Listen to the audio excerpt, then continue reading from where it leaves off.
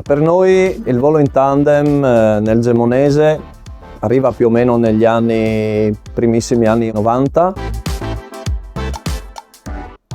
dove un paio di piloti molto bravi, che sono stati un po' i nostri pionieri, abbiamo Arduino che oggi è anche istruttore, piuttosto che Dario, piuttosto che comunque altre persone, hanno portato qui da noi la bellezza.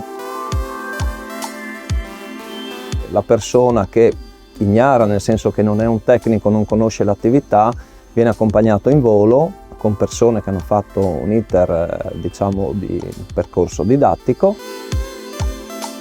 E questa magia si è appunto sviluppata in quegli anni con un grande eco.